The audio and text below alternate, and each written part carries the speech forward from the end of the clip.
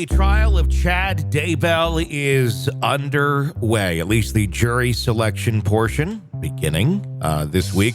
Courtroom brimmed with anticipation, lots of people lining up outside to get in to begin watching this saga that has been going on for quite some time. Of course, he's being charged with the 2019 murders of Lori Vallow Daybell's children, J.J. Vallow and Tylee Ryan, along with the death of Chad's late wife, Tammy Daybell. Following Lori Vallow Daybell's conviction and life sentence last year, Chad is facing the very same weight of justice with a little extra poundage on top, because the death penalty is a possibility here. With charges of conspiracy to commit murder and first-degree murder looming over him, the trial carries that gravity, like I said, of the death penalty. Something Lori was able to escape, basically because of some prosecutorial mess-ups that basically made them say, okay, we'll lift this off because this wasn't done quite properly. The pivotal phase for the jury selection is anticipated to span about 2 weeks, and we're, as of this airing, about 3 days in, underscores the importance of securing impartial jurors capable of discerning both guilt and potential punishment.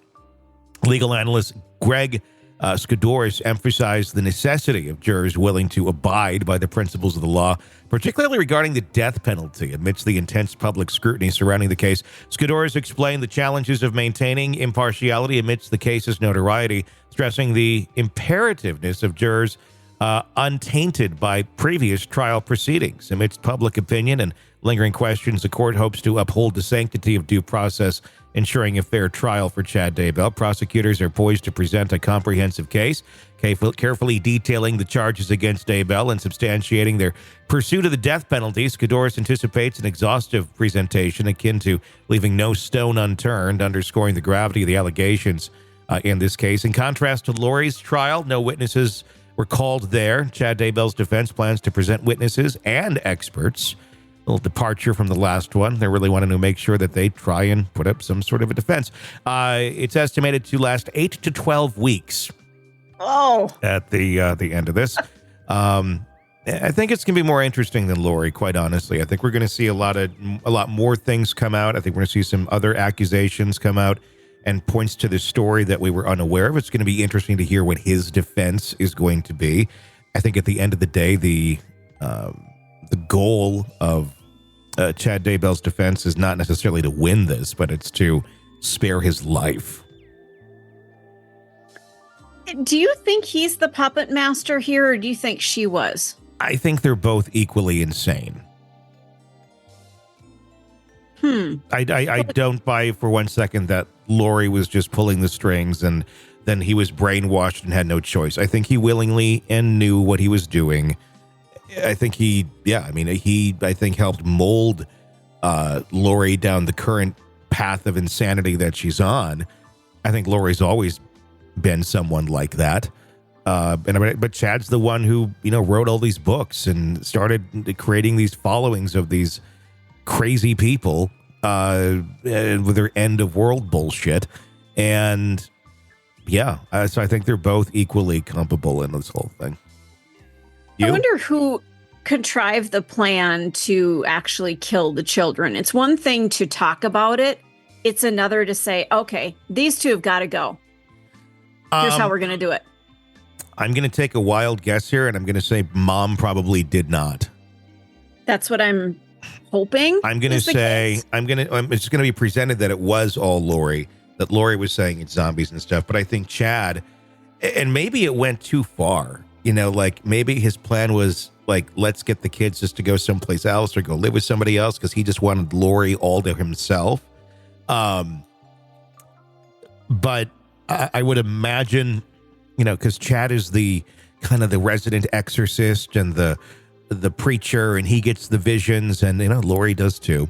But I think it was probably suggested by Chad that the kids are evil or zombies, as they called them, and maybe the goal was not to execute them in his mind initially, but then Lori took it to that depth of, well, they're not people anymore, so what do we should do this.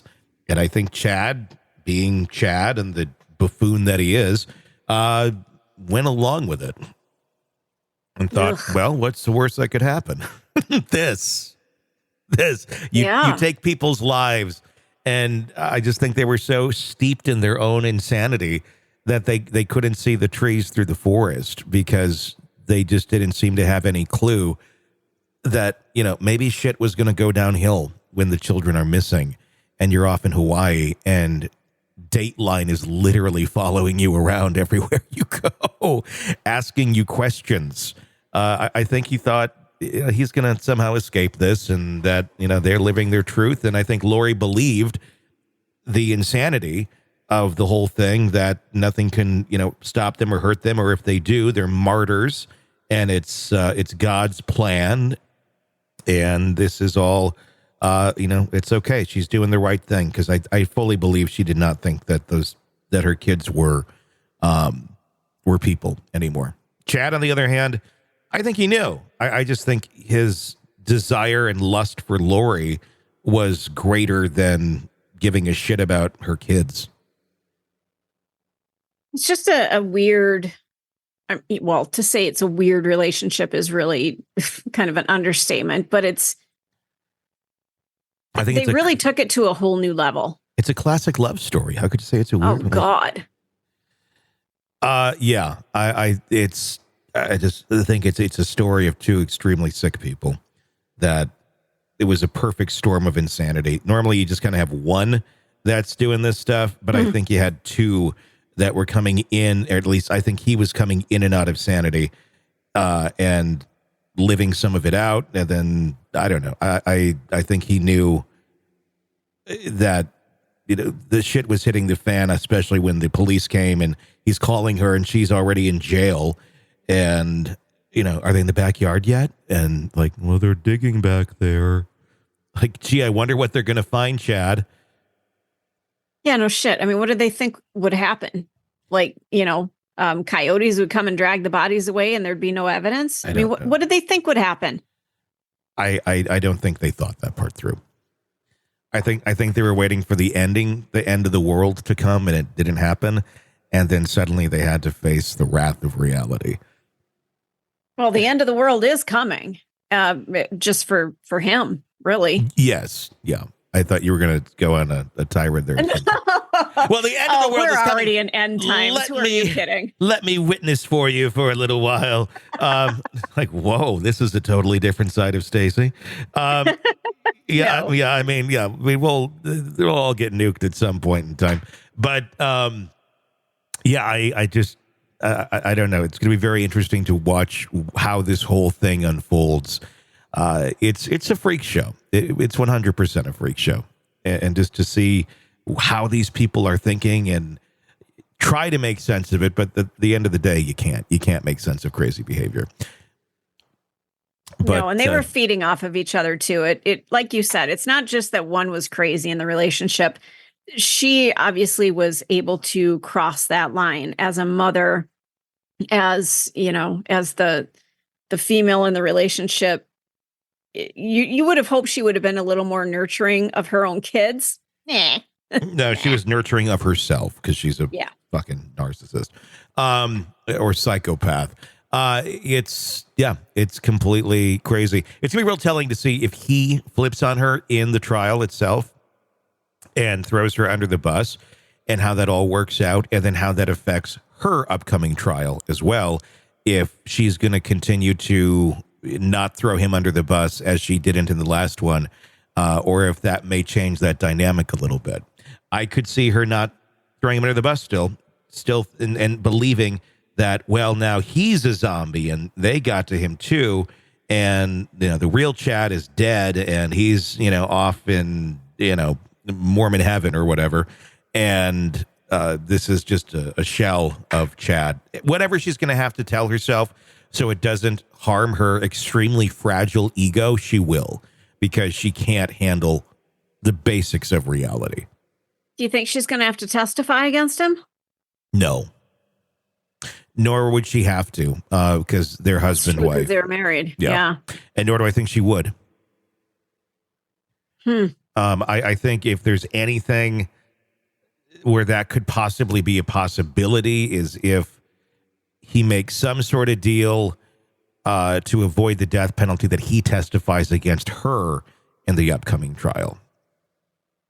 I don't think there's any way, shape, or form or reason why Lori would ever testify against him. Yeah, that's a good point.